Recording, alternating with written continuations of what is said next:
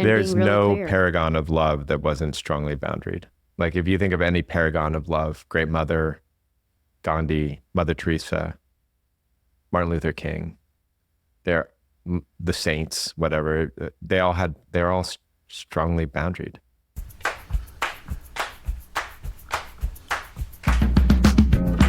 Hey, y'all, let's go there.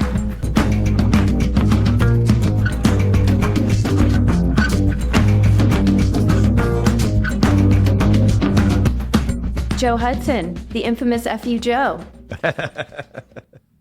That's how you first got to know me, was fuck you, Joe Hudson, if I recall correctly. I actually am going to say that we're the ones that gave you the moniker. Specifically, Sarah Robb O'Hagan gave you the moniker. That is in correct. response to something you said to her Yes. that made her cry. And she said, fuck you, Joe Hudson. And it stuck. Yeah. And You named the Joe. moniker. Absolutely not the first person to say fuck you, Joe Hudson, when I said something to them, but first you to all name you were you. like, that's it. That's who you are from now on. Yeah, And do you know, because of that, my Twitter handle is FU Joe Hudson. Oh my God, that's amazing. I love it. I love it. Okay, so I'm not going to lie. I'm super nervous. I'm super nervous. You mean a lot to me, and I want to get this right. If it doesn't go right, we'll do it again. The beauty of it. Yeah, the beauty of editing and recording. So speaking of how we met, so I want to talk a little bit about how you came into my life and what you mean in my life. So you came into my life through a mutual friend. You were coaching a mutual friend, and soon thereafter began coaching another mutual friend. We were having a women's weekend in California, and this friend surprised us with you and your wife, Tara, and we did an exercise with you guys for about a half day morning sort of thing. And promptly after that, you started to work with another girlfriend of mine who was a CEO at the time. And I remember thinking, holy smokes, I'll have what she's having. The change in her was so profound and so significant that I thought, okay, this is the person that I want to work with. And that was in 2018, I think. Is that right, Joe? Yeah, I'm not good with dates, but Yeah, it was I think it's somewhere in that period. Yeah, I think it was 2018. And we've been working together ever since. Although I did resist it a little bit in the beginning. First of all, I just want to say how much it touches me that I don't want to let that moment pass where you said I'm really important to you. You're really important to me too. Thank you. Yeah. Yeah, you changed my life. And the life of my husband and my children and everybody that I love. Yeah. Because you helped me reconnect to my heart. And you actually, you tricked me. Because I originally thought that you were an executive coach. And then I quickly said, damn it, you're tricking me into doing therapy, which I was very resistant of. And then come to find out later, you're not even a business therapist. You're not even a personal therapist. You're a spiritual guide in my life. How does that hit you? Not sure if I want that moniker, but I'm with you. I understand what you're pointing at for sure. Yeah. What makes you not want the moniker? You know, what I notice is any name that you put to it, use spiritual, self-development, any religion, self-awareness, any name you put to it, it does two things. One, it turns off a certain group of people, not because they know it, just because somewhere somebody in their life got fucked by it, and or because it like sets up an expectation rather than just showing up and finding what's actually there in the moment with somebody. I stay away from it. And at the same time, I'm definitely delving into all those realms to some degree. I definitely, that I will spend a tremendous amount of time just talking about business tactics, and then spend a lot of times about the underlying subconscious things that are happening that are preventing your business success, and then, or happiness or fulfillment. And then we'll also talk about, I don't even know what the word spiritual means as much as the way I view it is that it's waking up is growing up and growing up is waking up. That our nature is to see ourselves as one with everything. As long as the trauma is dealt with and we get a chance to mature through that trauma, then that's just the nature of what we are as humans. Well, that has certainly been my experience with you. Yeah. You know, if I were to describe the journey, before you came into my life, I was really dialing in the wellness. So it was about fitness, it was about nutrition, it was about getting my health right. And then you came into my life when I realized I needed to reconnect to my heart and that I was just operating from the neck up. And then something started to happen early this year. I mean, I guess it really started to unfold about a year and a half ago, but it really hit in earnest this year, where I had a very significant awakening. And you were the one that actually put words to it. So I was scared. I remember texting you saying, I think I need to commit myself. I'm losing it. And you were the one that said to me, hey, a little bit less resistance would be great. And I think you actually even said that it could be dangerous, which I want to talk about. But you gave words to it and said what you're experiencing is a spiritual awakening. And I was terrified in the beginning because I didn't understand it at all. But it culminated with me feeling connected to everyone and everything. And that has not worn off. And seeing all of us as just iterations of the same being. Yeah, that's how it works. And that your system in particular, there's, generally like 5-ish kind of human systems. And your system is something that's in a lot of executive women in big companies, which is when I meet them, they're kind of rigid. They hold their jaw a lot. They're keeping it all together, and they have learned how to control like this tremendous thing. But what actually happened was when they were little girls, they were extremely sensitive, and it just became way too overwhelming to feel that sensitivity. So they learned how to buckle it down. And as the progression happens, as they get in touch with the different parts of themselves, it opens up again. And because they're extremely sensitive, that opening up is very electric, I think is one way to describe it.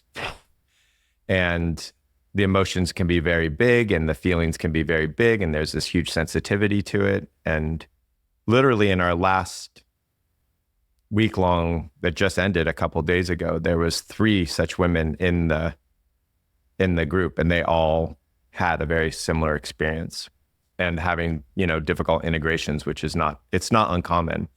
And it's really cool to be able to say, oh, this happens. Yeah, don't worry. This is part of the deal.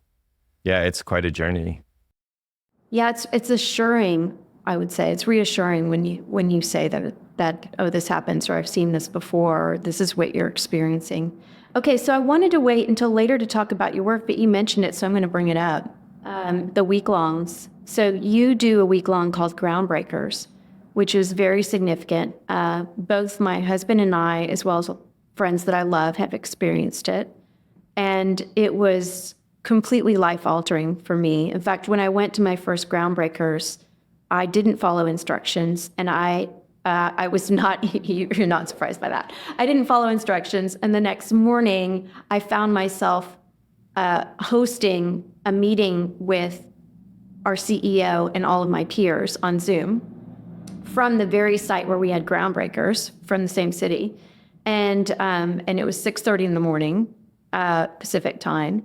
And the CEO's coach was on the call with us. And after the call ended, the CEO's coach texted me and was like, holy shit, have you just had an ayahuasca journey, or what have you just been through? It's beautiful. And I just come off of Groundbreakers where my heart had just broken open. And so tell us a little bit, Joe, about your week-longs and what that process is, as much as you feel comfortable sharing. The week-longs are, what I notice is that I'm scared people will immediately want to do the week-long, and it's really by invite only, the week-longs that we do, because we just don't have the capacity to do them for a tremendous amount of people right now. We had been doing these 4 days intensives with executives, And then we do 6 of them. So it'd be like an 18-month every quarter come together for 4 days. And we realized that we wanted to experiment, and we realized that a 7-day was going to be far more effective. Just one 7-day could be far more effective. And so we created it, and we've been iterating on it ever since. It's almost the same as when you did it, but we still are constantly tweaking to see what we can do. We measure it every time we do these surveys, so we can and use this researcher, and it used to be from Harvard, and just to make sure that we're doing good quality work. And so we're really concerned about that. But the concept behind it is you have a negative self-talk in your head, and we address it. We give about 7 tools on how to work with and change the negative self-talk in your head. And that's really a deep awareness and a love for it and a respect of it, and not trying to chase it away and not being in a battle with it. And at the same time, seeing it for what it actually is. And then the other thing that's happening there is we're teaching emotional fluidity. So we're teaching people how to actually feel the emotions that they have. And those are the 2 core. There's a third part of it, which is really teaching people pleasure, allowing them to really feel how pleasurable it is to be alive. And the way we think about the work is that there's the intellect, and then there's the heart, and then there's the gut. And the intellect is very much about cognitive thought and brain. The heart is very much about the emotional fluidity, how easy emotions come in and out of our system, how much resistance there is there. And then the gut is about a feeling of safety. And so it's very nervous system based. So I think about it also as like the human brain, the mammalian brain, and the reptilian brain. And so we're working on all 3 of those levels and that's, I think, what makes it so effective, why the research shows that it changes negative self-talk by a standard deviation. It changes neuroses by close to a standard deviation. It changes openness by close to a standard deviation. It increases a psychological term called thriving, which means how well you think your life is going, by a standard deviation. So we have massive effects, things that, the researcher was like, this, I don't know anything else that does this.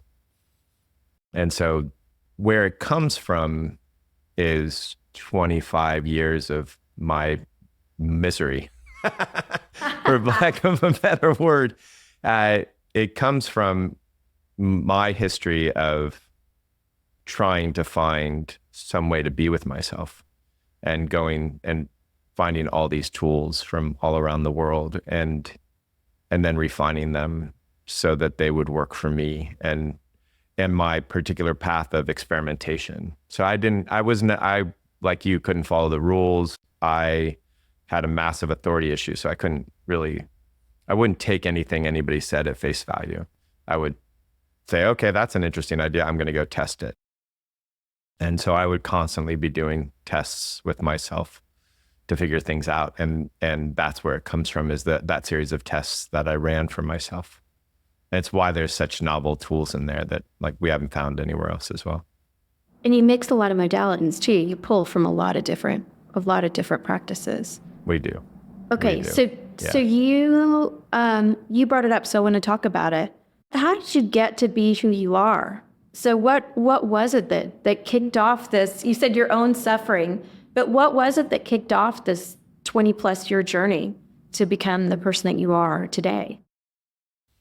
Yeah, there's some pretty big rocks in the stream, so to speak, that got me here. The first one I would say is that I had a very beautiful first 7 years of childhood. 7 or 8 years, I had a father who was loving and played and took the train just to work, and we had enough money. And my mom, and maybe that part of it wasn't so beautiful. My mom was one of the early career women. She was a professor, and she was a little rigid and strict, but generally I had a nice loving upbringing. The occasional slap or something. But then The Dad occasional became slap alcohol. or something. That's significant. I like how you speed bumped that one, but keep No going. speed bump about it. I have this very clear memory of this moment where my mom has us in in an elevator at her work. She was teaching at a university in Connecticut, and she was so pissed at us, and she like slapped both my sister and I with like a single hit. And it wasn't like I wasn't bruised or anything. It was like, shut the fuck up. And I'm not excusing physical violence, but it wasn't like a beat. It was like a sting. And the dean walked into the elevator at the exact same moment that my mom did it. I remember that moment, which was an amazing moment. But that was pretty rare. So generally it was like a loving household, and my mom was a bit overwhelmed at times and was rigid, didn't really have emotional access. Still doesn't. So I think I've only seen her like cry once, maybe. So, but then as I got older, Dad became much more of an alcoholic. Then it got really, really, really brutal. So that was the first. I think I was very lucky to have that first very loving, for the most part, 7 or 8 years. There were some issues with it, but that I could go into that affected the rest of my life. And then there was like the next, from say 10 to 18, and that was brutal. That was yelling every night, like brutal. Okay, so you just said there were some issues in it. What does that mean? When my mom, when we had our first child, my mom suggested that we change her diaper at 3 times every day so she could learn how to poop on our schedule. Right. So, and that sitting in poop was like a mud bath or something like that. And so it was one of those things where, I recognized, I'm like, oh, that's why I don't know my needs. That's why I have a hard time understanding what I actually need, or why my needs are bad, or why I feel guilty for having needs, or any of those things. So there was this way in which my mom did not parent by attunement. My mom did not was not a nurturing mother. So I was anxiously attached, to use those words, where I was constantly looking for some form of validation, particularly from women. So like in my 20s, I was an absolute slut, just trying to get any kind of love from any woman and then rejecting the love at the same time, which is, I think, common in both men and women who have emotionally unavailable parents. I don't think it. I know that that's common. Yeah. I'm not going to hedge that. Okay. Yeah. So, and then it was brutal. Your dad was an alcoholic. My dad was a crazy alcoholic. He would wake up in the morning and drink like a glass of vodka, like 8 ounces of vodka. Oof. Never be really drunk, maybe a little slurring. So it was like a maintenance drinking, but it was a lot, I think like a half a gallon every 2 days or something of vodka. It was a good amount of vodka. Jim Beam in the afternoon. And so my role in the family was to be the problem that they came together around, which kept the family unit intact, right? So there was clearly problems in the marriage with a man who was drunk all the time and a woman who was an Al-Anon and emotionally unavailable. And so instead of fighting with each other, they would fight through me. And so I was the problem, and my mom would pick one side, my dad would pick the other side, my sister was the good kid. So I remember moments of yelling at the kitchen table. Like my dad and I would get in these 2-hour fights every night. This is when I'm like in the 7th grade. And so I'm like 13, 12, maybe something like that, just yelling. And I'd be like, fine, Dad, you're right. He says, see, I told you were weak. Like I told you you're a quitter. So there was really no way. He needed the fight, and I was the person to give it to him. And my role in the family, but also my personality, like what I came into the world with was, a very willful. And so this is what gave me the authority issues later in life, that I just couldn't trust any authority. And so it was, I again did not trust love, again felt that love was abuse. That was a big lesson in that for me. I also I felt everybody would emotionally abandon me. And if they didn't, I would force them to because I was recreating that pattern. And I think that piece was like one of the biggest unlocks in my journey was, oh, I got taught this pattern as a young person. And that pattern made it so I had to not feel something emotionally. I had to not, I couldn't feel, oh my God, my parents are fucking nuts. They're crazy and they've emotionally abandoned me. Because if I did, like my whole world would implode. I'm freaking, whatever it was, 11 years old, whatever you are in the 7th grade. So that was not a feeling that I could feel. And my system kept on wanting to feel it because that's how we get back to homeostasis. That's how we balance. And so I just kept on recreating this emotional abandonment in my life over and over and over again until finally I could welcome that feeling of abandonment. And then that was the first time that I noticed it. Oh, if I can totally welcome and love that feeling, which I did, not because I knew any better, just because I was like, I'm avoiding this and I want to not avoid it. The pattern just dropped. Oh, holy shit, I'm not emotionally abandoned all the time anymore. That pattern's gone. I'm not attracting those women. I'm not attracting those business partners. I'm not. And that's became a big core part of my work, which is the emotions that we're avoiding, we are welcoming in the exact way that we're trying to avoid them because we have a pattern underneath that we are recreating so that we can get back to homeostasis.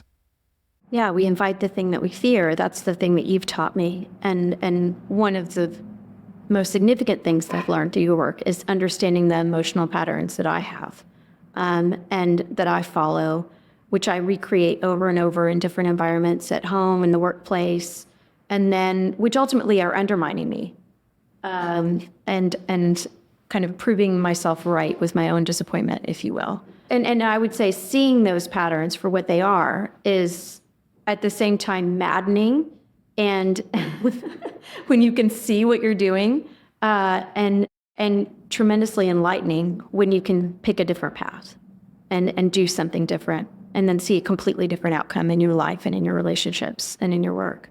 So how did you get to the point where you saw this pattern, Joe, and how did you break it? So I was always fascinated by human psychology. That I was born into that. I remember even in, like, I was born and raised Catholic, and so I would go to CCD, which is the training, how they train you to be a Catholic, and then they ask you to be confirmed. And luckily, my mom asked me, "Do you want to be confirmed?" I said no. But what was clear was that I was super interested in the teachings of Jesus, and I knew all the parables, and I correct the CCD teachers. I was so interested in it, and then that kept on going. I was interested in, like, I collected parables from different religions and saw that they were very similar across all these religions, saw the stories were the same with slight variations. And so I was absolutely fascinated, interested in psychology, did human development degree. So I was just absolutely fascinated by it. It was always where I went. And then when I met Tara, a whole bunch of things happened, but one of them was that she asked me to do some things before we got married. One was to do a 10-day silent retreat. One was to go to a therapist with her and then backpack through Southeast Asia or some such place. We ended for 6 months to see if we could survive it.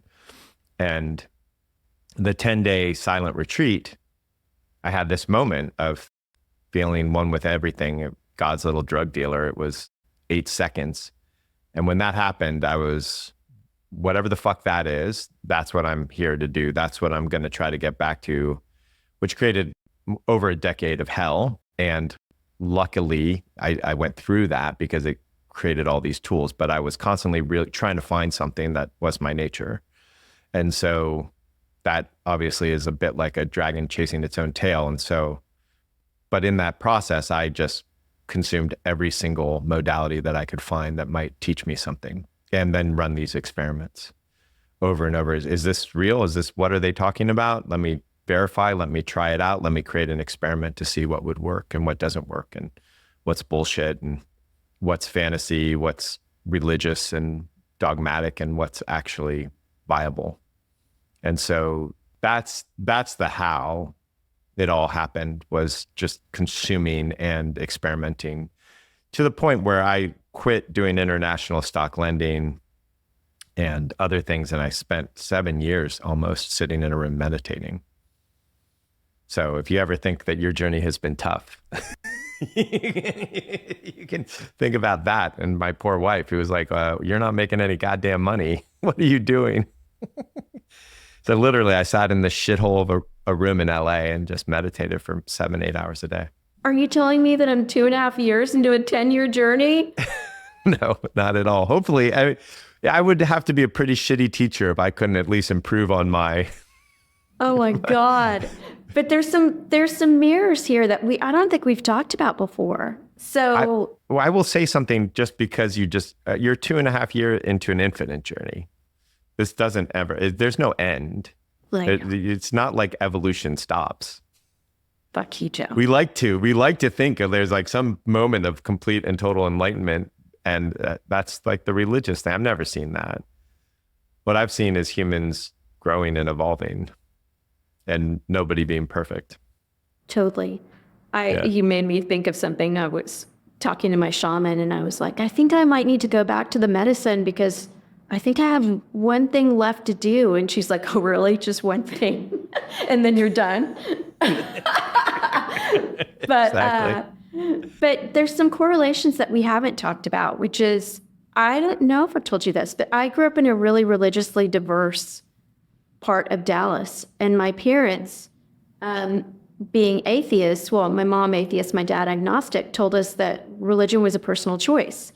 And they would support us going wherever we wanted as part of our exploration. And so my sister and I went to, everything from Unitarian to Greek Orthodox to synagogue with our Jewish friends, to every denomination from a Christianity standpoint.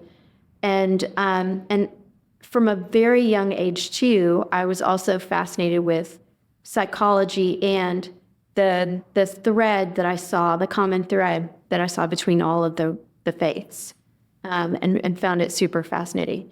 There's something else that I want to share. You were the one that really encouraged me to go on my first silent retreat. I've done 2 of them now. And I too experienced something very similar on my first one. What did you call it? God's little drug, or God's drug dealer. Yeah.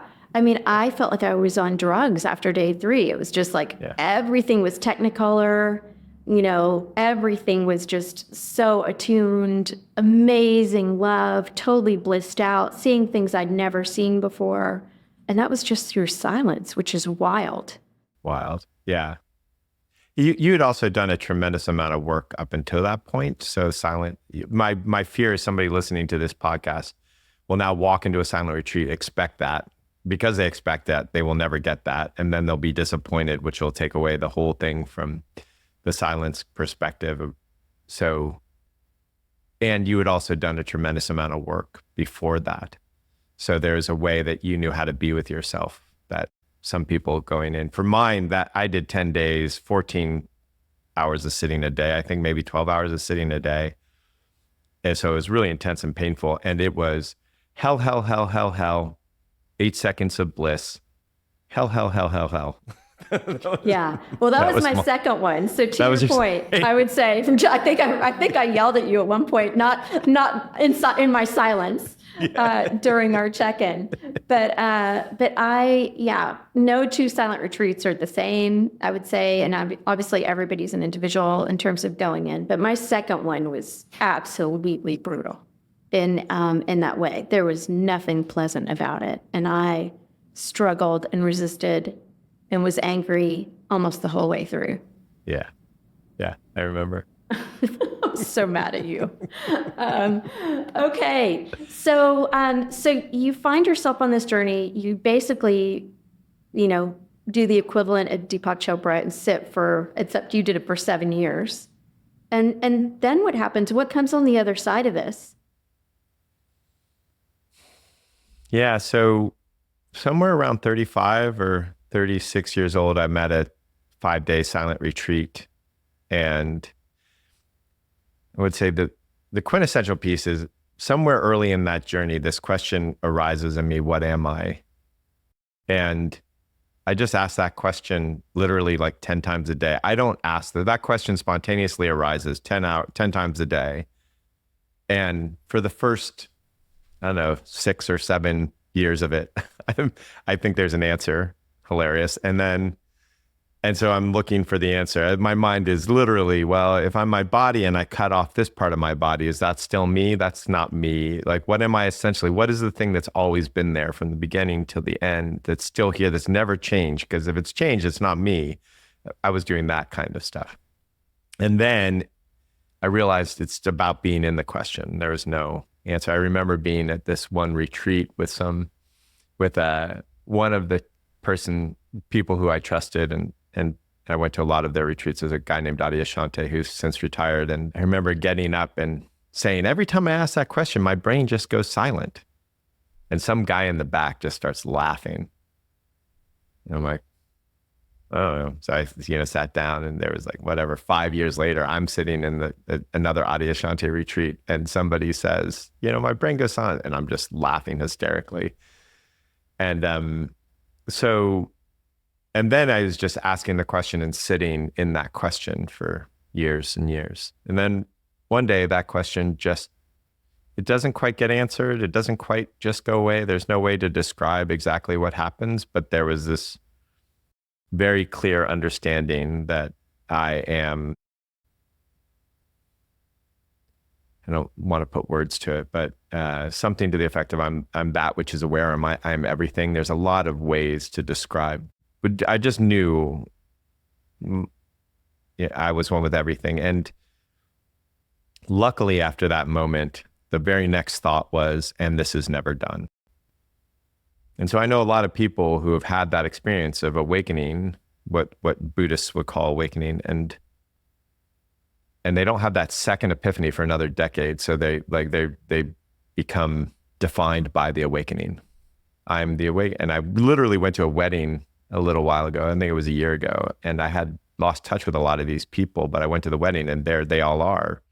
And they're still defining themselves as awakened. So I was very lucky with that next thought, which was, this never ends. There's no ending of the evolution.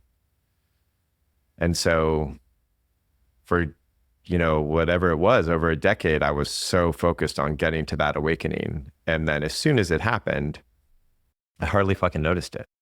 I hardly noticed it. I remember it was like 3 months later, I was driving in a car with another person who had a huge effect on my life, a guy named Case, who's since passed. And I was driving, and I just started fucking laughing hysterically, because I realized the thing that I've been chasing for so long happened 3 months ago, that the critical voice in my head had almost completely gone away, that the editor, that kind of constant editor, was gone. And I was like, I chased it for so long, and then it happened. I didn't even notice it. I found that hysterical. I think I laughed for the greater part of a couple of days. And which I don't know if you've seen that at a retreat, but it's great when that happens, when someone just starts laughing and they can't fucking stop. I've seen it, and I've seen a lot of other things too, but I've seen it for sure. Yeah. So you did this. So I want to bring this back up, because it's something that I think about all the time. Like, what did he mean? So when you said to me, when I called you and I thought I was losing my mind, and I was going through my first kind of part of my awakening that you put words to, you said to me, a little less resistance is advised, and that resistance could be dangerous. What did you mean by that? So just like I said, there's the head, heart, and gut. There's awakenings that happen in all of them. I don't like awakening as like a thing, because there's different things that can happen for different folks. The brain awakening, the prefrontal cortex head awakening, is, my experience of it is, you can't believe your thoughts anymore, which can be very scary for a while. And you see your identity becomes one with everything and nothing. Your identity changes so that things aren't personal. So people can, you motherfucker, and you're like, check that out. Like, life can't be so personal. That's what the head awakening looks like. And then it keeps on developing, but let's just stay there. The heart awakening is all of a sudden you are just generally your default state is to be in unconditional love. And that happens because all the emotions are welcomed and they flow through you. And as that happens, there's nothing to resist. And so you can just be in that. It doesn't mean you don't have emotions that come and go, but a lot of the emotions start feeling similar. They're just different parts of a wave, if you will. You feel the bigger part, and there's just this natural default of love. And if other emotions come, there's no resistance. Yeah, look at that, I'm pissed. But the pissed, even being angry, you see it as a form of love. It doesn't like overrun your nervous system and you're yelling at somebody uncontrollably. Then there's the nervous system awakening, which is what you were experiencing in that, right? Which is that sensitivity I was talking about that creates a rigidity in a lot of people. So when we are at a retreat and we see somebody who's got that really strong rigidity, we know what's underneath that is that very big energetic awakening that can happen. My system, the awakening was very different when it came to the nervous system. Tara's was far more like yours. And so that one is, if any of them, that one seems to be the one that can be most discombobulated. If people resist it, I've seen people not sleep for a decade when people fully resist that thing. And if they try to control it, if they go back to trying to control it, it can be quite a wrestling match. And so it's a deeply enlivening, as you know. It is very electric. It is very big. It can seem overwhelming. And it's also very animalistic in the fact that like good things are being held, getting massage, doing yoga. It's very much, you need that deep nurturing and care to be able to process that in some sort of efficient way. And if you don't process it, if you start getting scared and your brain runs off with stories, which is typically what happens at some point, then that resistance can make the integration time long, and that can be incredibly hard on the body. And so doing things like acupuncture and massage and yoga, and I'm not saying those, it could be stretching and breath, and there's a lot of things that you can use to take care of getting that water system. Was big for me. Yeah. Say again? Getting in water was big for me. Hot water is a great one. Yeah. Feet on the ground. There's a lot of things, and it's completely unexplainable, which is the hardest part for me, coming from such a mental place. It's very hard for me to understand what's happening there and be able to take it seriously. At least it was. It's not anymore, because I've seen so many people go through it that I know, okay, I know what this is and I know it works, but I can't explain why that whole system does that. But Western medicine, Western science can't describe it yet. But it's so real, and it happens to so many people, and I can see who it's going to happen to in advance. Like, I know that person's going to go through that. You can? How did you know? Because it's that rigidity. I wasn't seeking it. Right. Well, it's that rigidity. It's the, if somebody is really rigid and requires like a good deal of control in their life, that is the system that when they're doing that because they're trying to maintain this sensitivity, control the sensitivity that overwhelmed them as a kid. So when it gets unlocked, this is what happens. Literally at the beginning of a retreat, Tara and I will say, okay, we need to watch these 4 systems for that activity, for that happening. Fascinating. Yeah. Well, I will say I wasn't seeking it. No, nobody is. Yeah, it wasn't like I was like trying to be awakened or thought, even though you had turned me on to Adyashanti and I had listened to other people and gone through it and listened to him describe it, it didn't really click.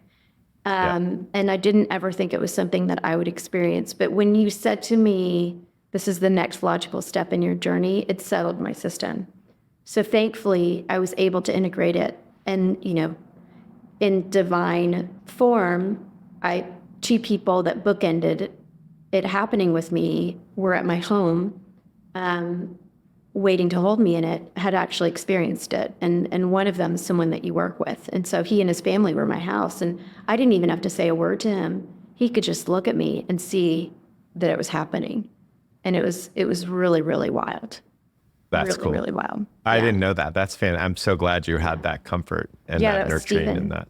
Yeah. Stephen and his family were staying with us, and Stephen totally called it. He saw it. I didn't have to say a word. That's fantastic. Yeah. Yeah.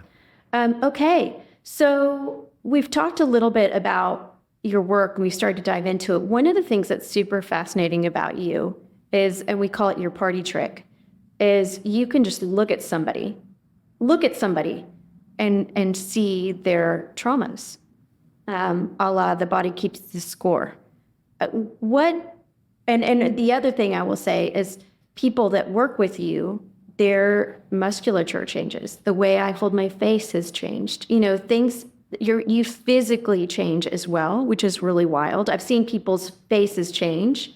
We say people start to look younger after they've been working with you. What is it?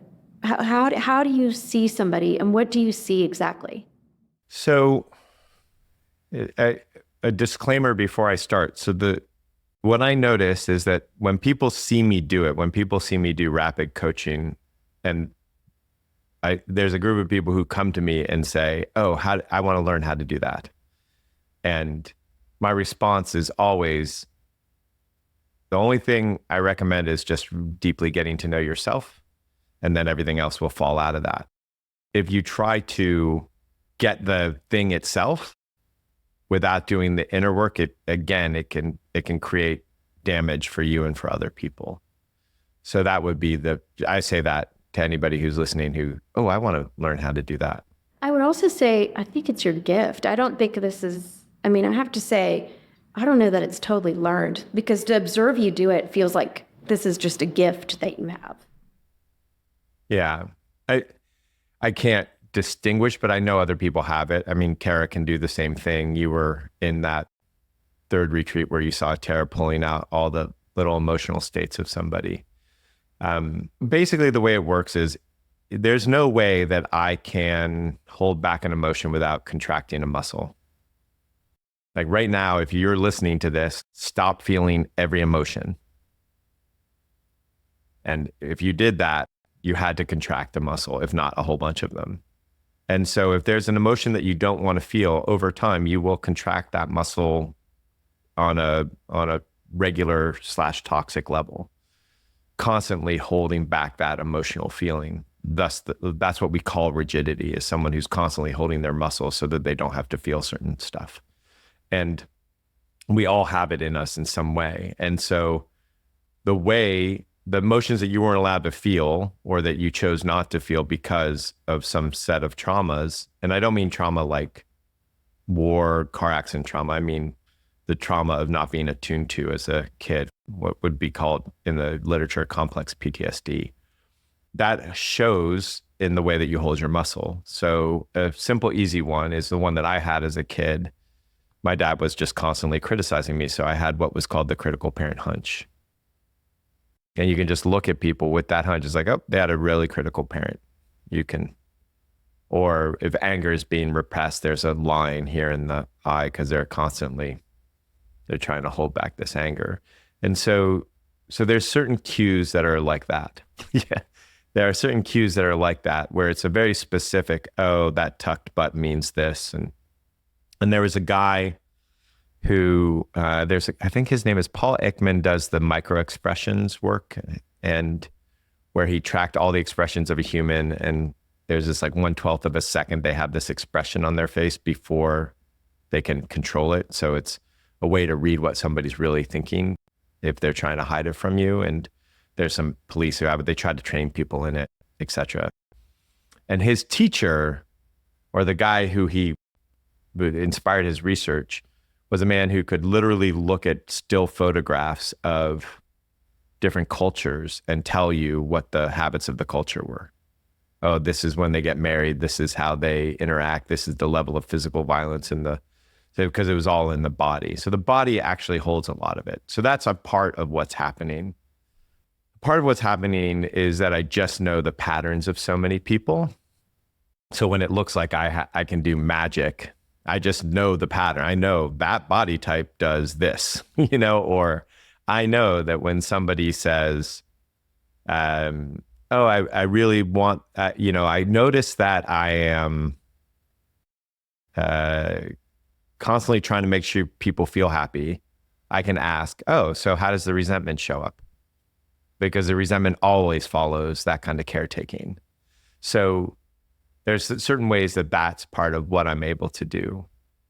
And then there's a part of it that I just can't explain.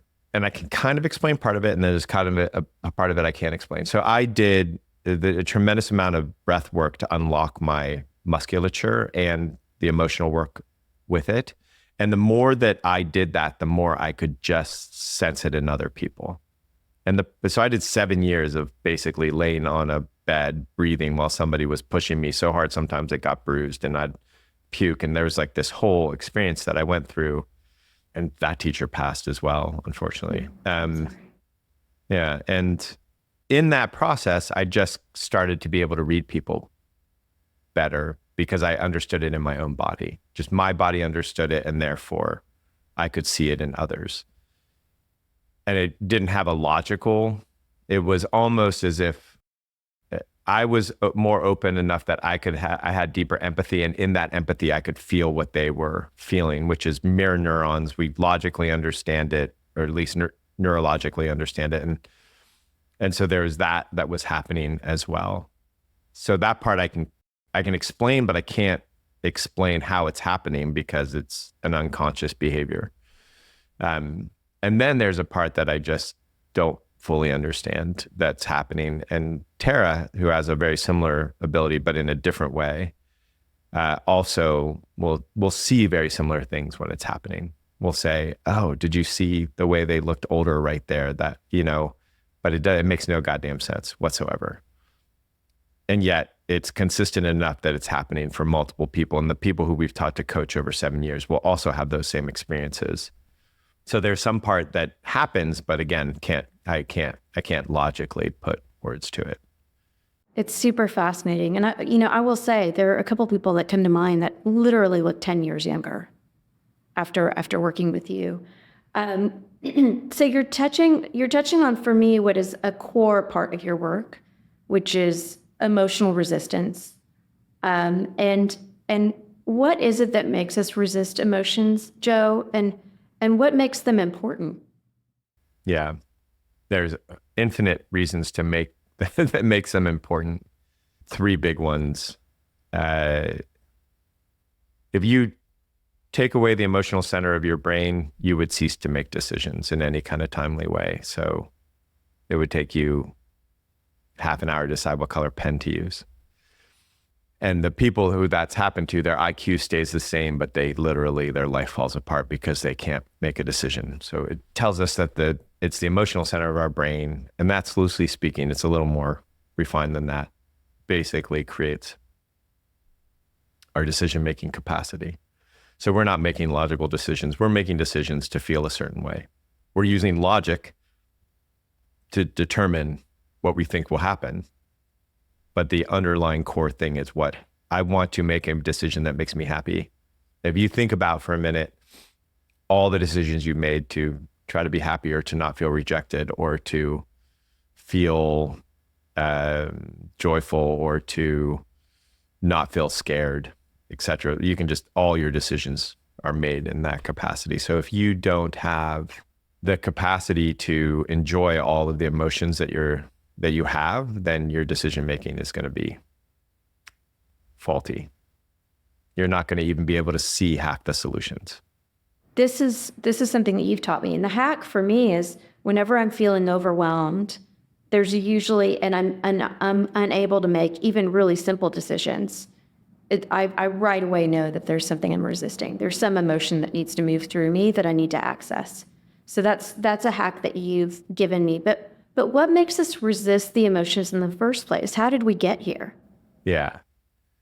So it was just when we were kids, we were just not allowed to feel those emotions. We basically had love removed, or to feel them was just way too overwhelming. So we stopped.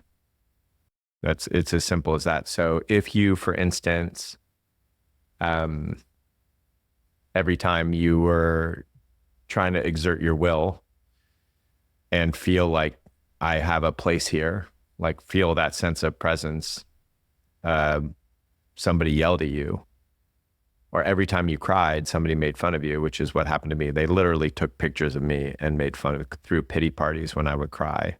You stop crying. It's not safe. You push it down. Or if you see your father just get yelly, angry, abusive, then you say, I will never get angry. I'm never going to be like that. And so you just start holding back the emotional experience because you think it's going to destroy you, or because you're going to have love removed, or you're just not going to get the attunement if you have that emotion. Yeah. One of the things that you say that I think is so beautiful is you say that joy is the matriarch of fear, anger, and grief. And in order for her to live in her house, she has to be with all of her children. Did I get it right? Close. Yeah. I usually say joy is a matriarch of a family of emotions, and she won't come into a house where her children aren't welcome. Yeah. Yeah. And so for me, that really was a huge unlock when you said that to me, because I realized that I wasn't getting to experience joy and love fully because I was resisting. In my case, it was anger. I feared anger. Yeah. And I remember. yeah, you're smiling. It was so good. It was so good. Your anger was so good, and your release and your joy. It was amazing. That was like a huge heart opening moment for you. I remember it. It was like, whew. Yeah, that was, I mean, if I were to think of like one of the moments where my life was changed, it was that moment with you and Tara. So I'll go there. I'll tell the story. It was, and I don't know if this is too much inside baseball, if I'm not supposed to be sharing this, but it was at one of your groundbreakers, and we were moving grief. And one of the things that you guys said to us ahead of it is, hey, some other emotions besides grief might come up. And if they do, you can go upstairs or you can leave the room. It's not to disturb anybody. And I remember thinking, that's weird, but I didn't really acknowledge it. And, I'm sitting on this yoga mat and I can hear, soft whimpers and people starting to move grief. And all of a sudden, I start breathing like this really deep, intense breathing that I don't feel like I have control over. Almost like I felt like I was going to purge. And I had something to purge. I just didn't know what it was. But I was like, and it was coming fast and furious. And I had to leave the room. And I went upstairs. And I just remember feeling fucking rage like I never felt before. And I didn't see anything else but you. And you handed me a tennis racket, I think it was. And I don't know how long it was or what happened, because I think I blacked out. But all I know is that I just raged and wailed until there was nothing left in me and I collapsed. Yeah. And then you picked me up like a baby. I mean, you picked me up, like lifted me up, carried me downstairs, and washed my feet. Oh, yeah. You washed my feet. Yeah. And I mean, I can't think of a more beautiful thing to do for someone. And then you laid me back down on the mat where I started. And then Tara, man, that woman has the best mom energy. She does. She's pretty amazing. Tara came in and held me. And then it was when Stephen came into the room, because he also left. When he came back into the room, I saw him as a child.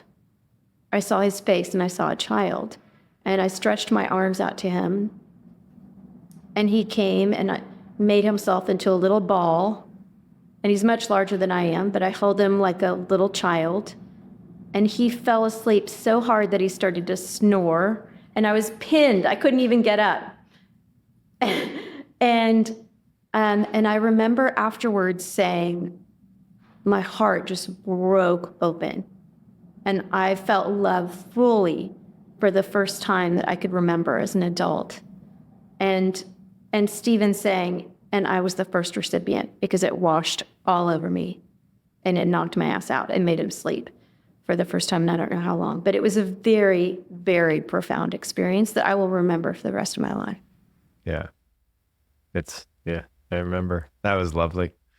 So good. And that's a story that I think that people, you get this, there's a lot of things that want to hold back the emotions once you have learned that they're scary. And the first is the set of thoughts. And then the second, which is the more difficult one, is the body. The body's just like, no, I'm not fucking going there, because it is learned going there is hard or heavy or bad or some version scary, and I'm just not going to do it. And there's some wisdom to it in the fact that once you do that, you're going to start unlocking some memories. And if I recall correctly, some memories got unlocked from that about what you were angry at and some of the stuff you suffered as a kid. And so the body's like, nope, we're going to keep all that compartmentalized, because if we open it up, who knows what's going to happen?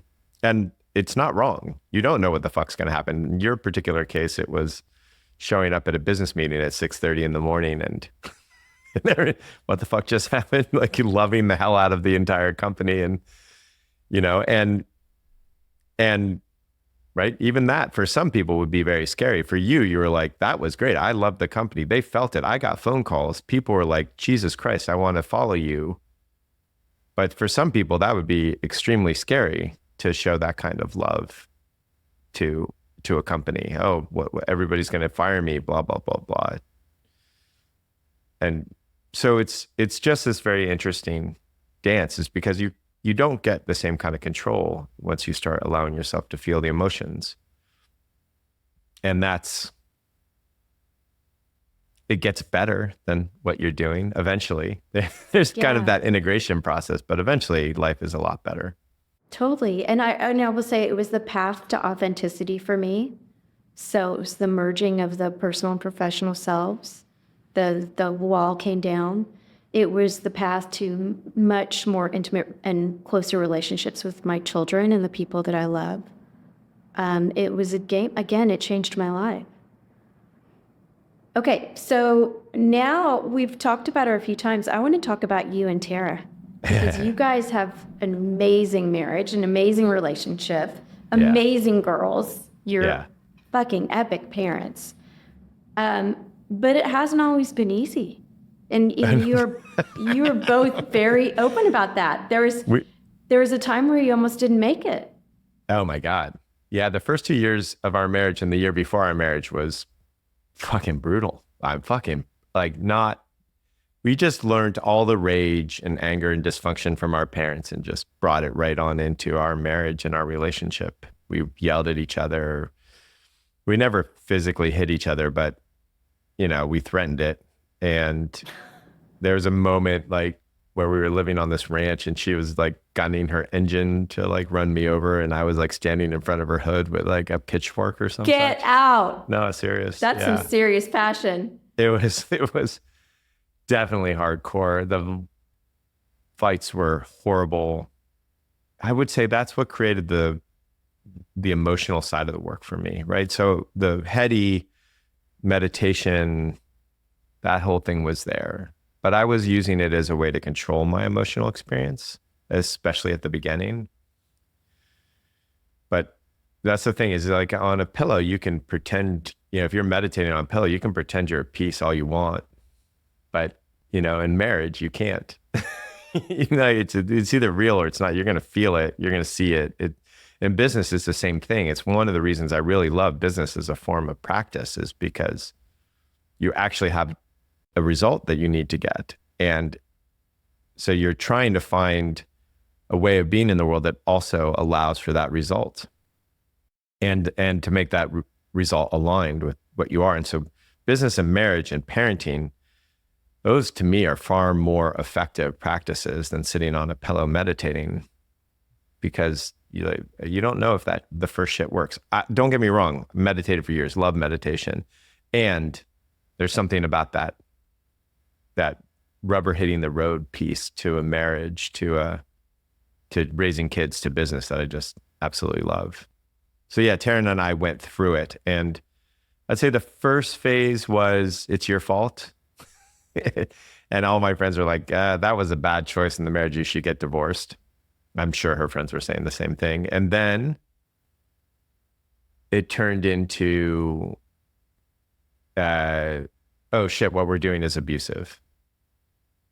And we recognized that. And we created a set of agreements about how we were going to fight. It took us years to really get there completely and living those agreements. And then at some point, I don't know, somewhere in like the 2-year mark, there was a recognition that none of it was about Tara.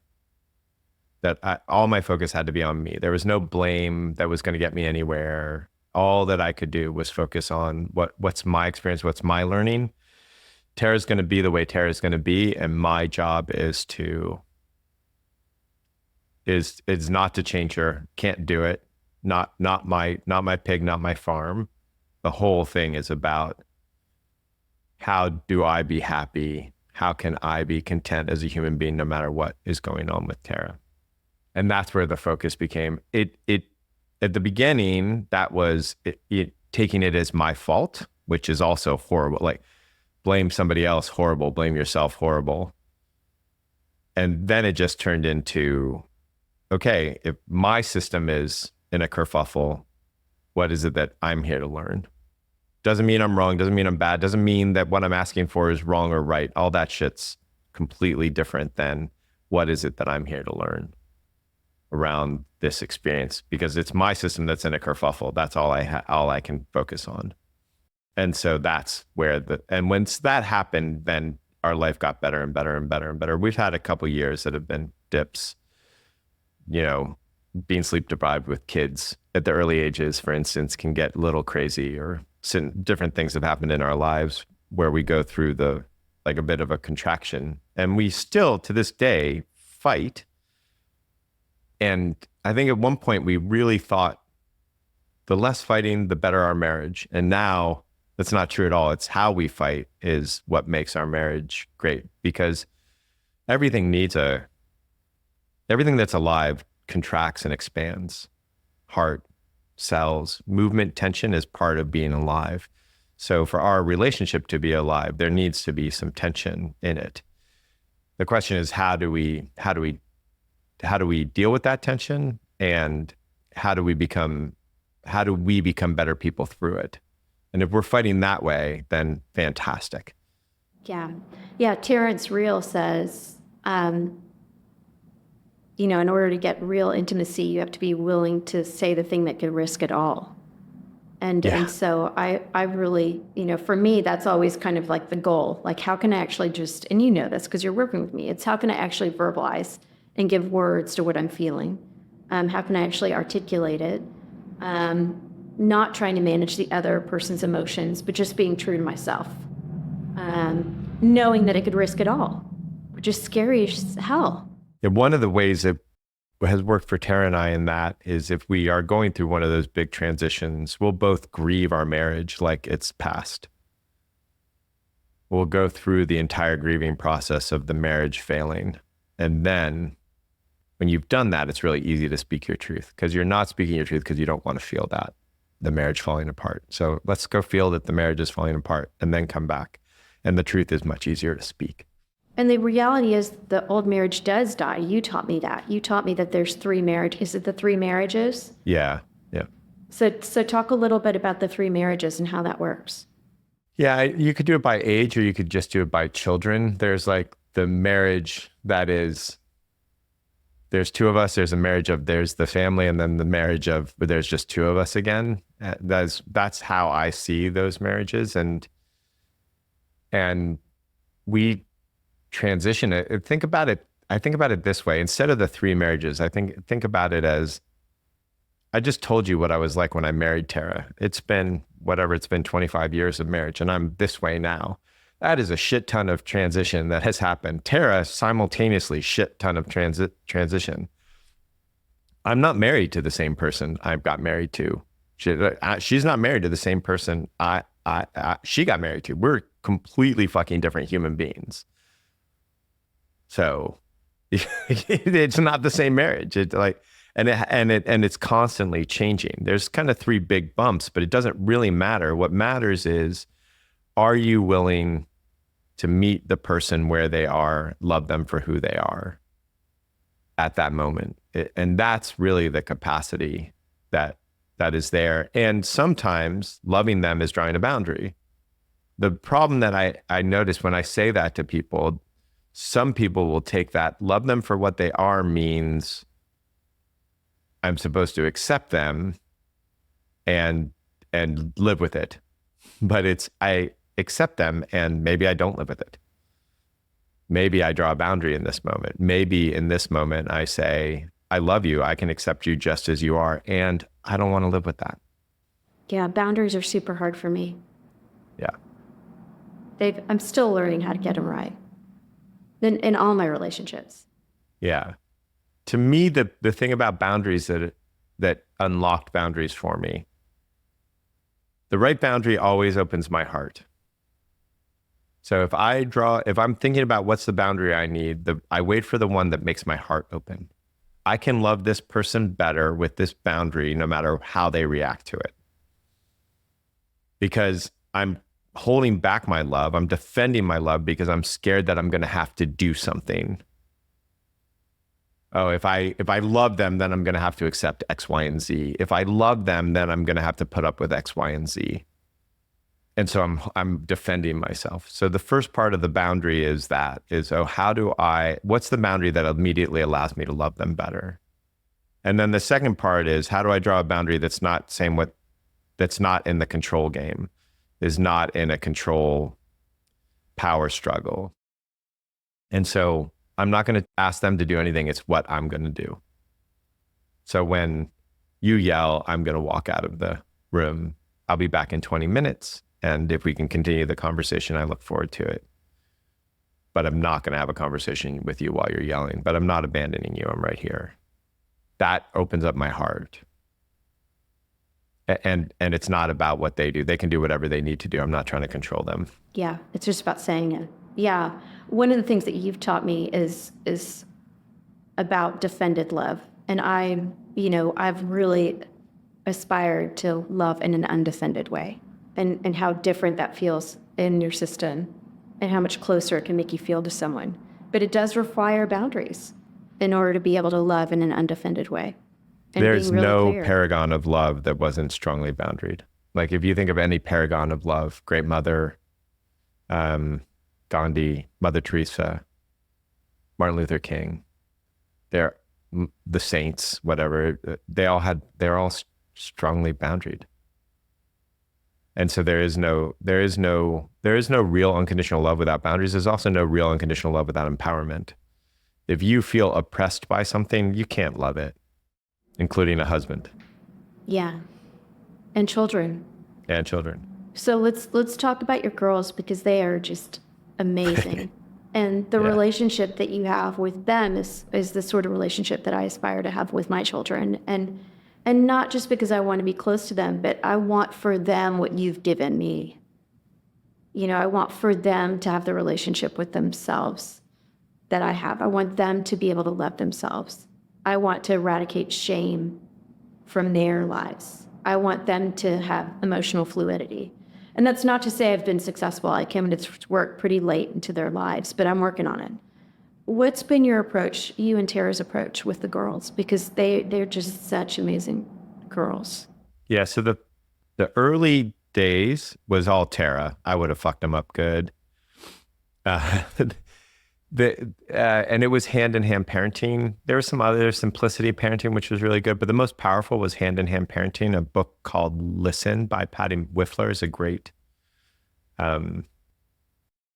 resource. They also have a great website. And the general practice there's 5 basic tools, but the general practice is you let them have their emotions. You basically let them have the full body emotions. You contain them, you make them safe, but you sit in loving presence of their emotions. Super easy to say, super hard to do. Also, one of the most profound practices of my life was sitting with my girls while they were having big emotions. And because everyone that I wasn't allowed became really fucking apparent because I wanted to control it in them. Huge practice for me, huge for them. And so learning from them that, every time they have this big emotion, they just go back into connection. And every time they don't, they're a little bit away from connection was such a huge thing. Oh, they're not bad kids. They just needed to cry. They just needed a temper tantrum. They just needed to get angry. And then immediately they're back to being amazing kids. Oh, what the hell is that? Oh, that's probably true for me too. Right? True for you. You got raged. Finally got it out. Boom, you're back to loving connection. This is just you can see it in kids. And so that was the early stages. Did a lot of that hand-in-hand parenting. And we were lucky to get them young enough where that was really the big part of their experience. And then that was really the form that we went to until they were 8 or 9 years old. And we still used it again, occasionally, like when one of them was getting bullied, we really allowed a lot of anger releases out. And they both still release their emotions. Esme, I don't know, a year ago, she's 17, she's at the table and she's having a hard time. And I'm like, oh, well, I'm being the dad. Maybe let's work on that problem or whatever it was. And she was like, I just need to be sad right now, Dad. Can you just let me be sad? I'm like, oh, yeah. So the student has become the master. Yeah. That's hilarious. One of the most beautiful stories, I hope it's okay. I think it was Esme. I hope it's okay that we tell this story, but one of the most beautiful stories you have is the story of her first heartbreak. Oh, yeah. Will you tell us this story? Because it's so beautiful. And heartbreak, I would say, is probably the beginning of my defended love and closing off from my emotions. So I think it's why this one is so profound for me. Yeah. So I always say that every time we allow our hearts to break, it increases our capacity to love. And she's heard me say this a ton of times. And so she was 8th grade, breaking up, and she decided she's going to break up with this guy. And we have to drive 20 minutes, So I'm like driving my daughter to a breakup. Fucking awesome. I just drive her to this breakup and she gets out of the car and 30 minutes later, she gets back in the car and she's just crying. There's that heaving crying. And she holds my hand and we sit there and we're in this like Mormon church parking lot or some such thing, and she's crying and crying and crying. And then she said, you always taught me it was good to have heartbreak, but you never taught me that it could feel so good. And I know there's somebody listening who's like, what the fuck? That's bullshit. And it's such a critical thing to understand about emotions, which is almost every emotion feels really good to feel. The resistance to the emotion fucking sucks to feel. And most of us have confused the resistance to the emotion itself. When you feel heartbreak, and we all know, well, not all of us, but many of us know that, oh, you have a good cry, you feel better. But you can just really enjoy the crying experience itself. And so she was literally feeling the cracking open of her heart. And that was just pleasure for her. And she's since had a couple heartbreaks that she has like struggled with. She cries, she does it, but she's like, and then she like lands it.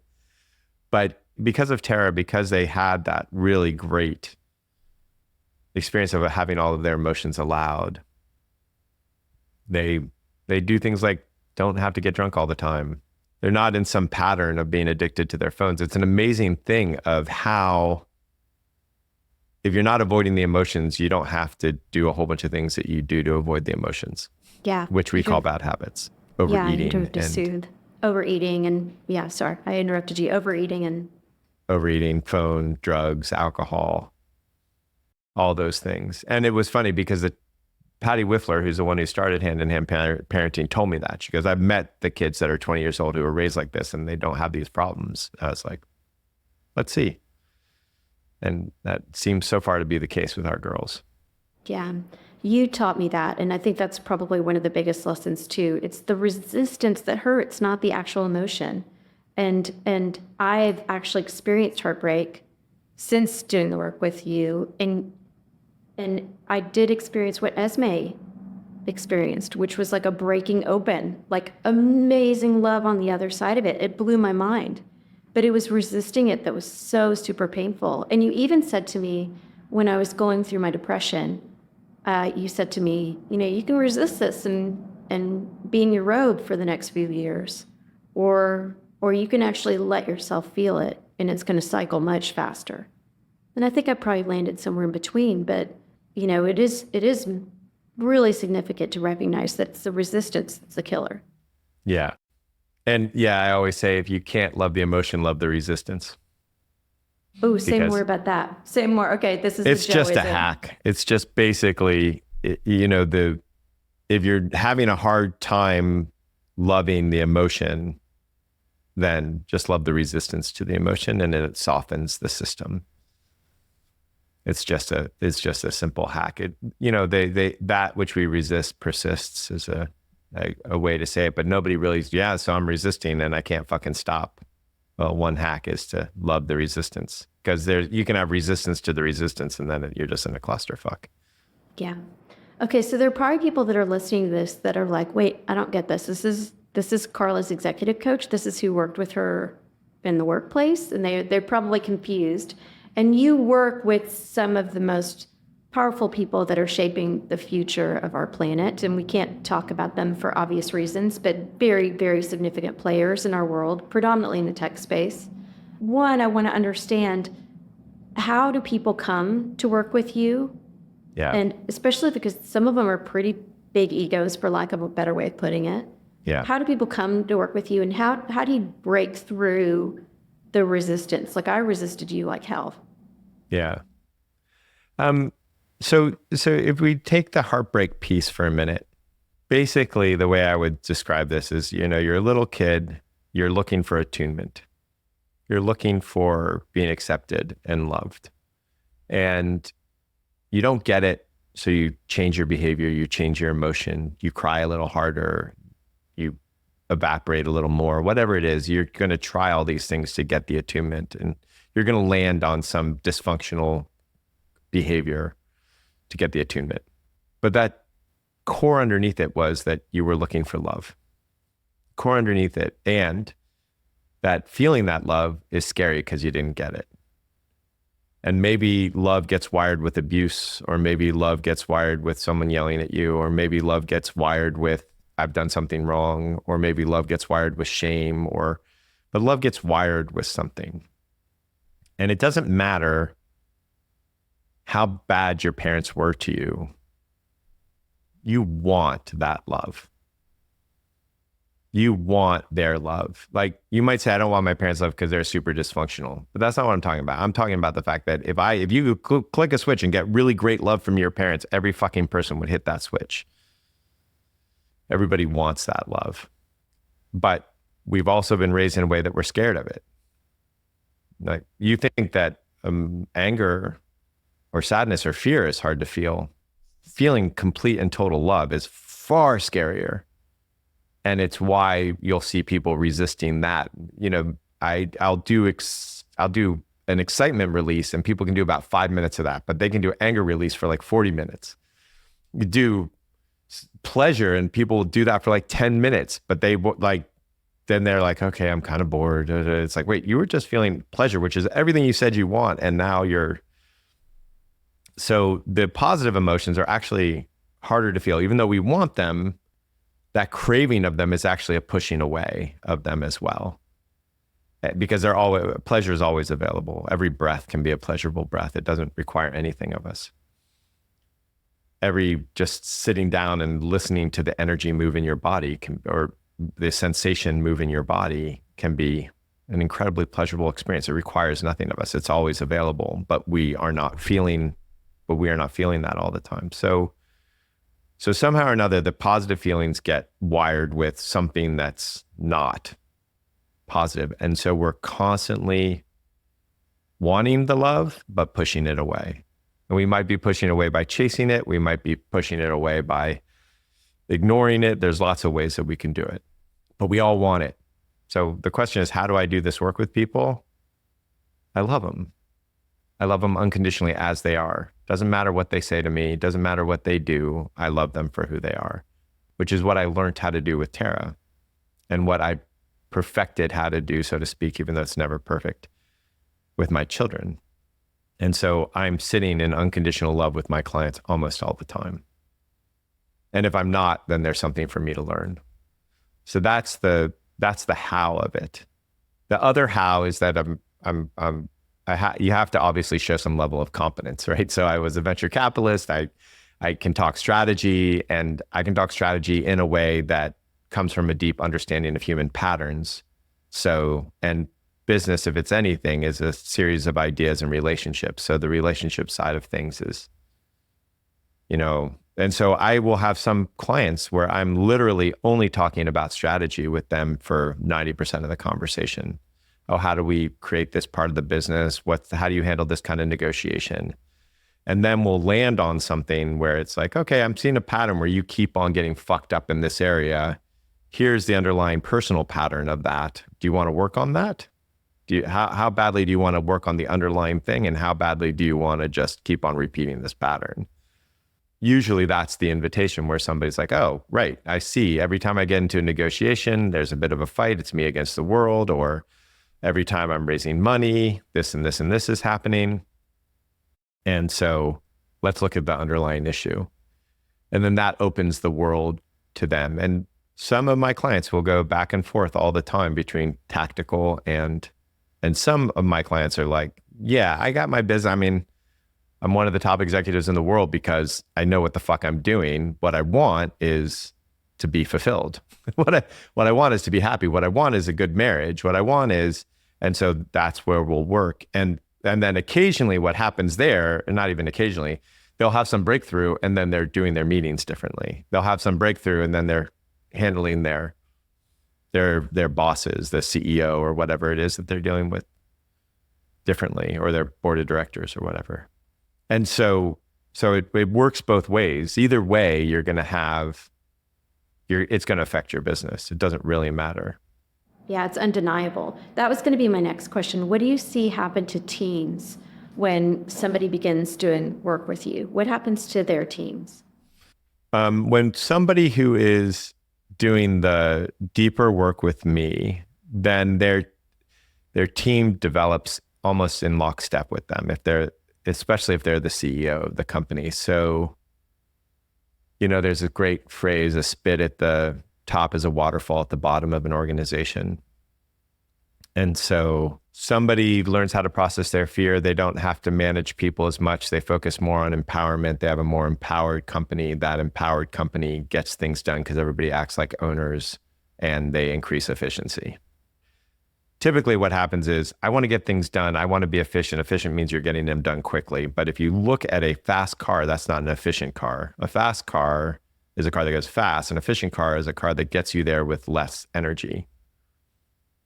Enjoyment is a great way to see how much energy you're using. If you get through the end of your day and you feel enjoyment through that day, you have more energy at the end of the day than you did at the beginning of the day.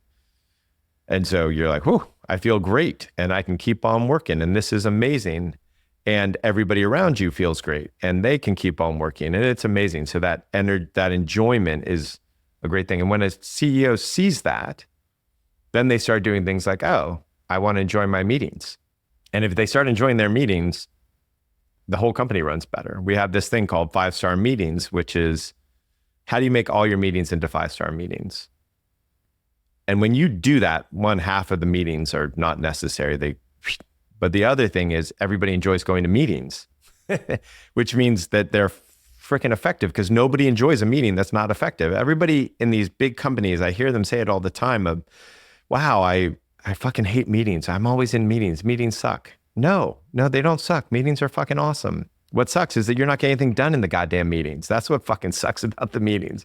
You're faffing, you're debating, like nobody's making the goddamn decision. Everybody's trying to please somebody. That's not fucking operating. That's not effective. So as a CEO learns, or a leader learns, oh, here's how I enjoy myself. And here's how I enjoy myself in meetings. All of a sudden, all the meetings become more enjoyable for at least their direct team and eventually throughout the whole company. And this is how it works, is that the teams And then eventually some of them will turn to me and ask like, okay, how do we structure a company so that and every company has to be different, but when they do finally do that and we really go into the company and say, okay, how are we going to structure it? Then you can create some really radical, amazing changes that deeply empower people. And I'll only do that with clients or people who've done groundbreakers, because the work is heavy duty, but at the end of the day, it's amazing work. I have one CEO right now who's basically, his number one focus is creating a culture that is deeply empowering for everybody in it and fulfilling. And it's amazing to watch what that company is doing, both in revenue. I think they like 500% revenue growth this year. Like I get notes from people in the company thanking me who I've never fucking met before saying, I love working here. This place is great. Thank you for everything that you've done.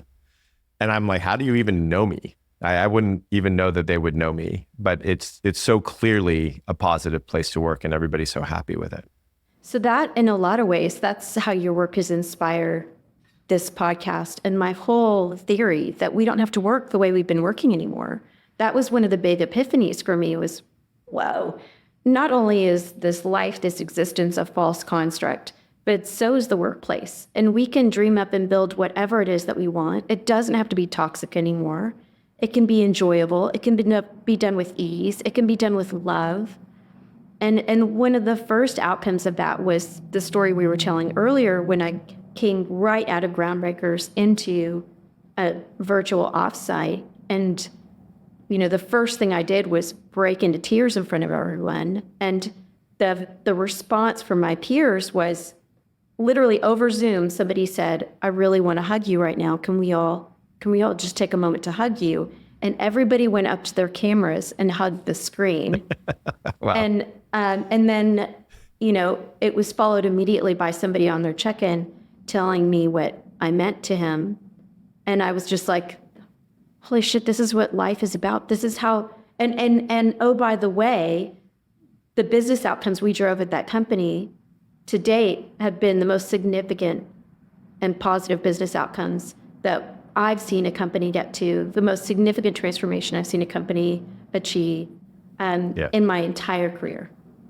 In your entire career of changing companies, like turning companies around. That's true. In my entire career of turning around companies, that was the biggest one. Yeah. And simultaneously, I've also been rejected for it too, but that's okay. I've also learned that they weren't ready for my medicine and that wasn't the place for me. And it started to put me on a very different path. Or some people in it weren't ready for you. Some people were ready for you. Right. And again, the results, even in that situation, the results you had were significant.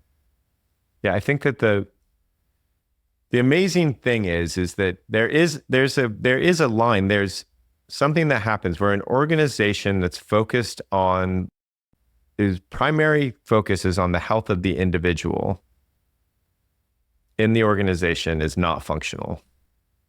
I would call that pluralism, I guess is the word.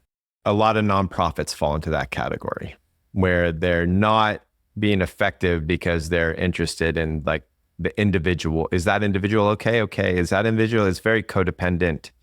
That's one. Also, there's one where we're just going to drive and I don't care about humanity and fuck you and like, let's just get it done and fuck you. That's my money. It's just business. There's that world, right? Toxic. And that can be effective as far as like actually making money. That's not an ineffective way to do it. You can get away with that and be quite successful. There's plenty of people who have. And you can play off the fear of your employees and you can make everybody anxious and try to please you. And it can work. And I don't want to deny that can work. And then there's this place, and there's plenty of examples of this. I think the first book I ever read on it was a book called Maverick. I don't even know if it's still in print, about a Brazilian meat company that was doing it. And then there's books like Reinventing Organizations or the Everyone Culture. Not that I agree with everything that they're saying in there, but there's some companies that show you there's different ways of doing it and how effective it can be. And that is where you can actually be human with one another and still understand that we're here to play. You know, we can be human and we can play. And so think of it like a sports team. You can have a coach who's a yeller and a screamer and everybody's scared, or you can have a coach like, you know, the guy who coached the Lakers during their prime, or I'm sorry, not the Lakers, the Bulls during their prime, or the coach who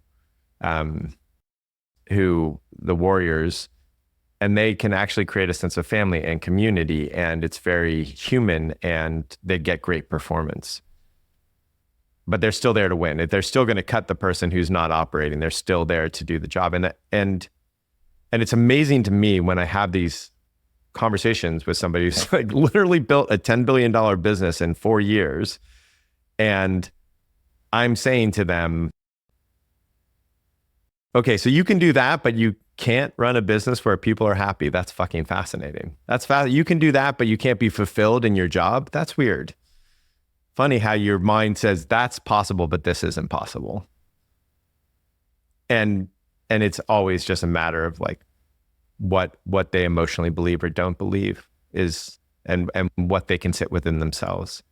And as they sit with the stuff in themselves, they just become more and more capable of seeing the reality. Because if they can't live it for themselves, if they can't have a boss-free consciousness, they can't have a boss-free company, right? If they constantly have something in their consciousness, which is telling them, you got to do better, that wasn't enough, you fucked up, blah, blah, blah, blah, blah, blah, that's how their company's going to run. So when I go into a company like that, I look around, I'm just like, I know what's happening inside the CEO's head. I can tell you what's happening inside. I can tell you how they talk to themselves. And they will say, that's not possible. This is the way the world works. Okay, but of course, how could they see anything else? It's exactly how their head works. But clearly, there's evidence that shows that that's not necessary. There's other ways of doing things. So you're making me think of something else that you and Tara have taught me, which is we're all just projecting onto each other all of the time. Yeah. And once you see that, you can't unsee it. You can't unsee it. Yeah. And it's almost, you're smiling. It is almost comical. Yeah. And so talk to me a little bit about the role of projections and how you see that play out in relationships and in the workplace. Yeah, there's a lot of levels to projection. The one that's most useful for people to see is every time you're triggered, you're projecting what you're blaming them for is actually going on inside of you. You know, and the easiest way to see this is, you know, you're in a fight with somebody like, I'm not angry, you're angry. It's like, no. They might be angry, that's true, but you're denying what's actually happening in you and you're putting it on the other person.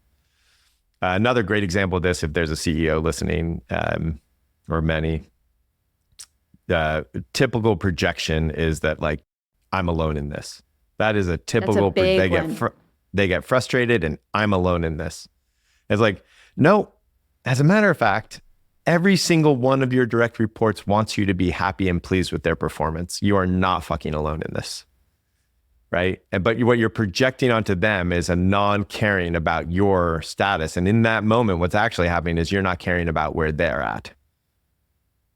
And therefore you're not communicating well, and therefore you're not getting the help that you need. Those are examples of where, when we're triggered, we are projecting onto the other person. And when you can see that, there's great advantages for managing people, but also great advantages for negotiation. Like when you see the person get worried about something and triggered, you're like, oh, I know what's going on in their head. This is amazing.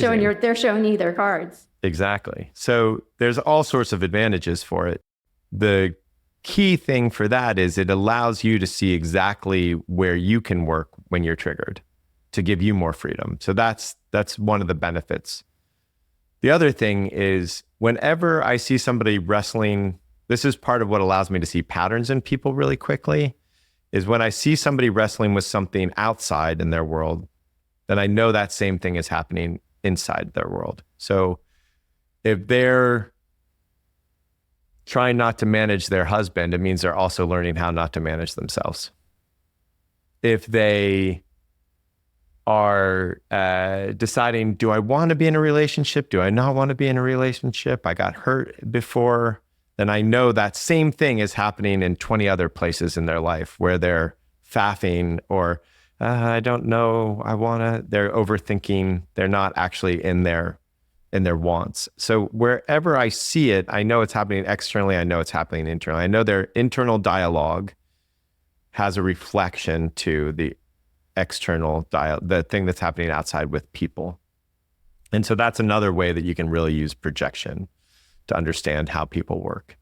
And so as soon as somebody says to me, you know, I'm angry at my boyfriend because he doesn't accept me as I am, I know that their inner dialogue does not accept them for who they are.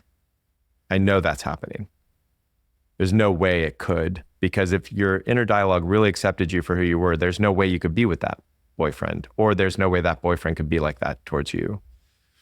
And so that's another place where projection works. And so in a company, this is particularly useful because the company reflects the CEO.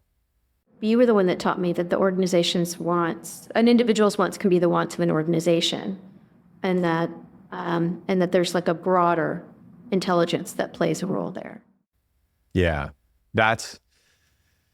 so there's a study, I can't remember where it was done, I think it was Denmark, where basically the leaders who got the most loyalty were leaders that did two things. They were really, really clear about what they wanted, and they were really, really helpful towards their people. And usually you get a leader who's one or the other. This is what I want from you, this is what I want from you, or helpful, because people are more codependent or narcissistic, and they're on that scale. And it's the leaders who can do both, who can be really clear, this is what I want. And they should be really clear about their wants, because their wants are the wants that most reflect the organization's wants, because they're the ones that are seeing the whole organization. Everybody else is seeing a part of it. And this makes people feel safe. They feel, oh, I know what they want, so I know if I'm succeeding or not succeeding. I don't have to just like make them like me, which is where you get that shitty politics of big organizations. It's all about like who likes who, and that because it's not about, oh, this is what I want from you, and I'm going to be really specific about it. And then also be incredibly helpful. What do you want? How do we serve you? Southwest Airlines was really, back in the day, was really good at this. They understood that, as they used to say, my first priority is the employee, second priority is the customer, third is the shareholder. Because if the employee's happy, the customer's happy. If the customer's happy, the shareholder's happy. And they really got that. And so it's a similar thing as like, oh, if I can be of service, not codependent, but of service to the people who work for the organization, and I'm really clear about my wants, people feel safe and people feel seen, and they will perform incredibly well. And what's amazing to me is how long it took me to see this. And then almost every CEO I know to see this is, nobody wakes up and goes, I want to be a part of a shitty team. Nobody wakes up and goes, I want to do crap work today. I want to do crap work today. You know what? It's like, today, I just want to do crap work. Everybody wants to wake up and feel like they've done something meaningful, that they've had purpose, that they've been effective, that the people around them are enjoying working with each other. They want to be in teams that are supportive and trusted. Everybody fucking wants that. And yet, so many leaders can convince themselves that nobody is listening to them and nobody wants to do a good job and they're all alone, and which really has more to do with the way they were brought up than any kind of reality. And as soon as they see it, oh, wait, there's all these people here trying to support me. My favorite story about this is that one of my clients, brilliant technologist, has done all sorts of crazy stuff from, space stuff to driverless car stuff, and was dealing with one of the biggest Silicon Valley narcissists who just would get in front of the teams and yell, why are you all fucking blah, blah, blah, blah, blah. And one day she was doing her work, and so she just looked at the guy and said, I see how much you care. I see that what you are pointing at is wise. I really want to make sure you get your goals met, but it's hard for us to do it if you're yelling at us. And he yelled at every other team, but for the next 2 years stopped yelling at her team. I love that. Okay, so you brought it up. I want to spend a little bit of time on narcissists because this is such an overused term right now. It's making me bananas. Yeah. And it's been weaponized. Yeah. And so give me your take. These days it's better to call somebody a fucking asshole than a narcissist. Right? I mean, let's just call it what it is. Yeah. But tell me, what's your take on narcissism? I fucking love narcissists. You should know you work with them. So what do I think narcissism is? So I'm not talking about narcissistic personality disorder. That's a different thing. That's, but basically narcissism, the best definition I've ever heard is narcissism is an ability to feel your emotions. So from a heart level, that's how I would describe narcissism. That if I'm working with somebody who has narcissism, which is uncomfortable for them, then, and we all have it, it's a spectrum. We're all some level of narcissist. The more that you can learn to love your emotions, the more that goes away. Mentally, narcissism is, for the prefrontal cortex, is the feeling that you're better than somebody. And there's two forms of it. There's the kind that's like, I'm better than everybody. I think they call it the aggrandized narcissist. And then there's the malignant narcissist, which is very quietly, I'm better than everybody. So you'll often see in an organization, a CEO who's very like narcissistic outwardly, and then they'll have a bishop, I call it the bishop syndrome, who's sitting next to them, who's helping them execute on everything. And they're literally thinking, I'm better than this dumbass CEO, but they're really quiet about it. And they're taking all the power from the CEO through this somewhat codependent relationship because the CEO doesn't feel alone with this one person. And so anyway, I digress. So that's in the head, there's either I'm better than everybody and I'll say it and like, this is how great I am. Or there's the person who's quietly thinking it. Who's like, and they're often in that bishop position. So that's the mental part of it. The emotional part of it is I don't feel fucking safe because they were told at a young age, you're not fucking safe. You can't have these emotions. You can't be there with all that feeling. So what you do to prevent the feeling, one of the things you do to prevent the feeling is judge other people.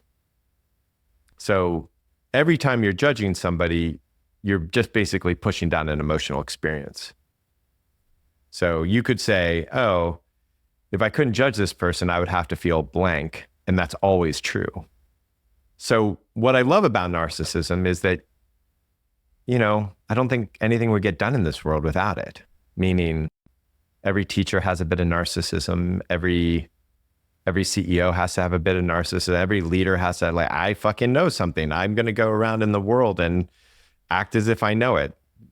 And none of us know anything. We're all making this shit up. I remember somebody coming to me getting really angry, like, you just make this stuff up. And I'm like, yeah, just like somebody made up Amazon. That's how this shit works. We just make shit up. That's how it goes.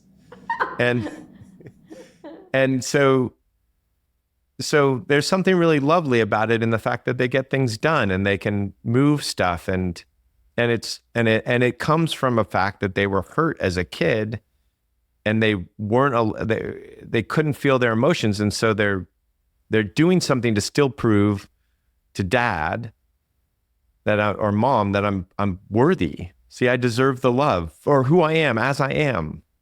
And so I'm going to do all the shit in the world emotionally, and I'm going to think that I'm good enough to do it. And so a lot of like really great things come from it. And if you look at our society, we really like following narcissists. Like we really like it. Yeah, obviously. Obviously. I mean, every rock star, it's just like kids learn at a young age. We want to follow somebody who looks like they know what the fuck they're doing. And so it's just part of our humanity.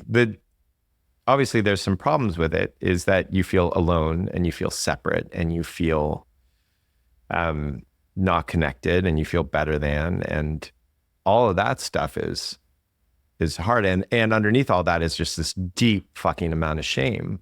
So if you look at a lot of very hyper successful people, what you'll see is people who think they're better than people on this level and think there's something absolutely wrong with them and they need to prove themselves on a different level.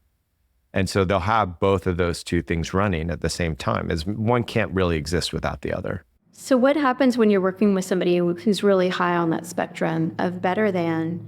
What happens when they start to do the work and they start to get in tune with their emotions? Do they lose their edge, Joe? No, not at all. No, they become more effective typically. There is transition periods, however, meaning like if you're working with somebody like that, you don't do it quickly. You don't move out of that place. You have to do it slowly because you don't want to have like a narcissistic collapse, which can happen. So you really want a slow progression so that they can taste a new world slowly. It's just an introduction of emotions. And so that's part of this, it doesn't have to happen all at once, and it's usually not super effective for it to happen all at once. When they move away from their narcissism, oftentimes their teams are more empowered. They have to do less. They are more effective. They can be more creative because it's not all about drive. They can do it for the right reasons for themselves, meaning I don't have to have this growth to prove something to my dad, which is going to risk the company. I can have this growth because I don't care what my dad thinks. And then I'll have a much longer, bigger lasting legacy or whatever the rationale is that they're looking for. So they can make better choices generally because they have more options from which to choose from. Neither of them are going to guarantee success, meaning there are people who have hyper intelligent, massive amounts of shame, massive amounts of I think I'm better than that are very not successful. I mean, you meet them all the time in Silicon Valley. And so that doesn't guarantee success, though a lot of the successful ones are that. But also there's quite a few people who don't fit that model who actually have great success. So it's just a choice of fulfillment. And what it does is it doesn't guarantee your success. It guarantees fulfillment. It guarantees a sense of purpose. It guarantees not living in a toxic environment. It guarantees that you're not 50 years old going, what the fuck? I have a really nice house, but no wife, no kids who love me.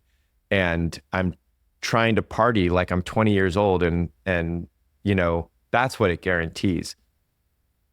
Is it super effective in business? Absolutely. But there's lots of ways to do business effectively as far as results.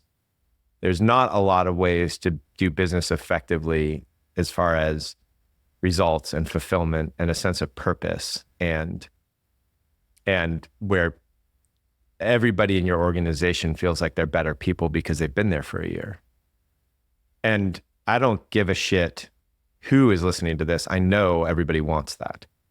If I could go to the most successful person in the world, say, okay, you're worth $300 billion and we're going to click this button and you're going to be, let's just say, in case of risk, 10% less effective, but everybody in the organization is going to feel empowered. You're going to feel more ease and enjoyment. You're going to feel more fulfilled. You're going to feel like you're even more proud of what's going on in your system, in your organization, and everything you're doing in the world. Everybody's going to pick that. And the reality is it's usually a boost of like 10 or 15%. But there are transition periods that can be jumpy. Yeah, I've seen it be a boost of over 30%. So Joe, first of all, I just want to say thank you. You have given me all of those things. So not only do I feel like you unlocked my potential as a leader and professionally, but you also have transformed my life, as I mentioned at the beginning of this, and helped me enrich my life in ways that I couldn't even possibly imagine, and it continues to unfold. I'm grateful that you're in my life. I love you and your wife very much. And I imagine there are going to be people that hear this that are going to say, okay, I need to work with Joe. I need some of that.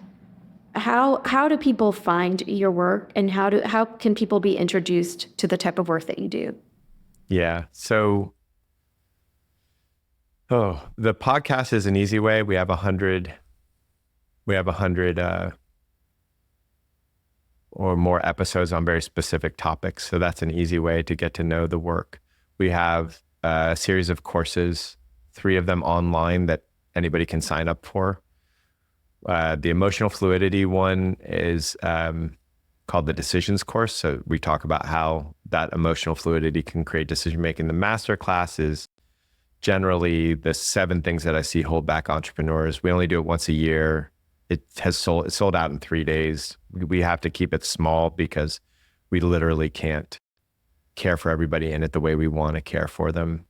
So if we don't, and then there's the connection course, which is the basic stuff, which is where I would say is a great way to start. And then we do free rapid coaching sessions and free little tasters of the work so you can get to know what it is, because it's not talking, it's all experiments. We literally are like, here's an experiment, go run it with a partner. It's very interactive, as you know, it's very interactive. So those are all great ways to get to know the work. As far as coaching goes, I only take on 12 clients. I have a waiting list. The people to get on my waiting list, you have to have gone through a Groundbreakers. Groundbreakers are usually sold out 6 months to a year in advance. So it's a pain in the fucking ass to have me coach you. Tell me about it. I know, but I'll I'm teasing you. But I'll work in anybody's company given that I have the time who's done Groundbreakers. So if you want the work in the company and the culture, which I love doing, that's the way to get there. Okay, great. And your website is? Art of Accomplishment is the website, and it's also the podcast. And you can find me at FU Joe Hudson on Twitter. That'll be our legacy. That'll be our legacy forever. You're stuck with us forever. That's amazing. Somebody said I should get a tattoo of it on my forearm. Oh, I don't know about that. That's FU Joe pretty Hudson. intense. I was like, nah. Maybe not. Well, Joe, I'm grateful for you. Thank you for taking the time for coming on. But more importantly, I'm grateful Thanks for having you in my life. Yeah, I am honored to have worked with you. Yeah, it's been an absolute pleasure. Thank you. Same. Yeah. Most of the time. All right. Bye, Joe. All right. Love you. Bye. See you later.